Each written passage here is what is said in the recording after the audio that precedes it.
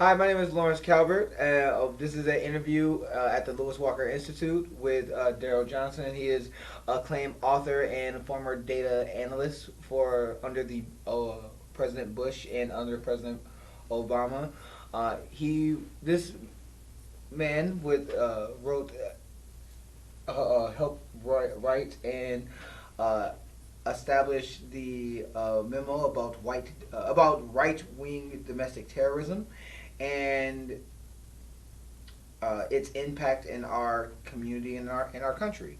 And he's taken some time out of his busy schedule to discuss some of those topics and others with us today. Thank you, sir. Thank you, Lawrence. Oh yeah.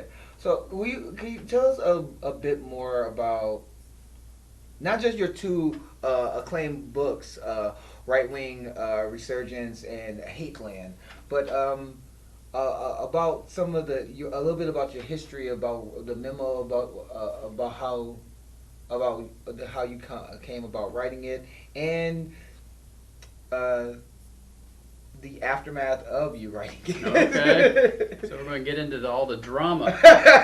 We're gonna get right into it. Yeah, so as Lawrence said, back in 2009, I wrote a intelligence assessment called Right Wing Extremism and talked about how the political and economic climate would fuel the rise of white nationalism as well as anti-government groups.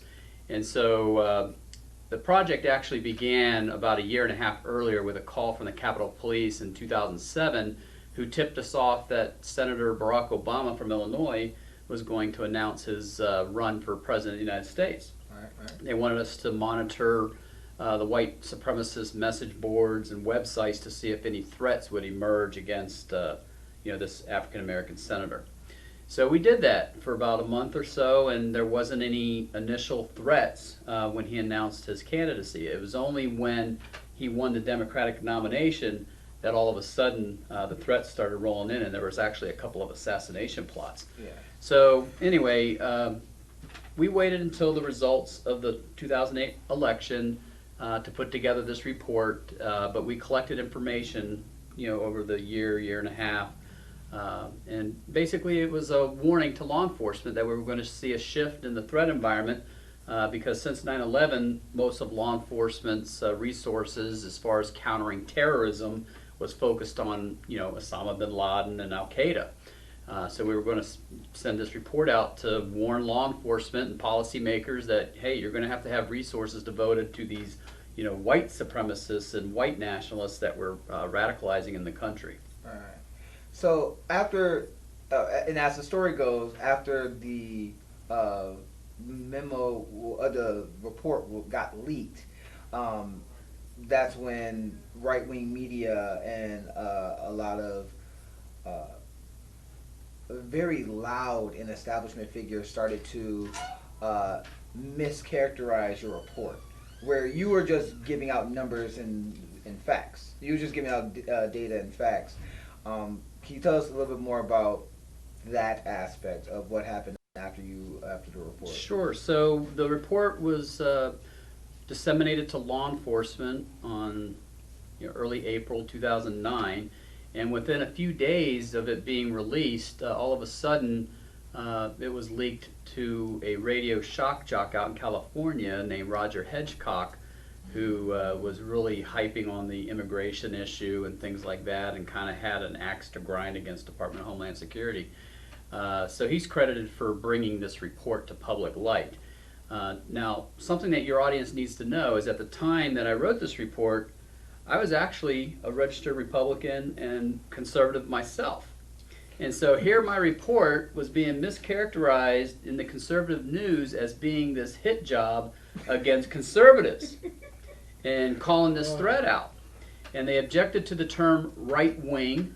They felt that applied to all conservatives. Didn't say anything about the word extremism. But also they like the extremism part. Well, maybe. But anyways, they were upset about a definition we had buried in a footnote that tried to show the wide range of groups that fall under this umbrella of right-wing extremism. And basically they're put into two bins. You've got hate groups like neo-Nazis and KKK and racist skinheads, people like that. And then you have the anti-government faction, which is primarily the paramilitary groups like militias and sovereign citizens who don't want to be citizens of the United States anymore. So that was the reason why the definition was vague, and we thought by having it in a footnote that people would put it into the context of what the report was about, and that was violent extremism and terrorism.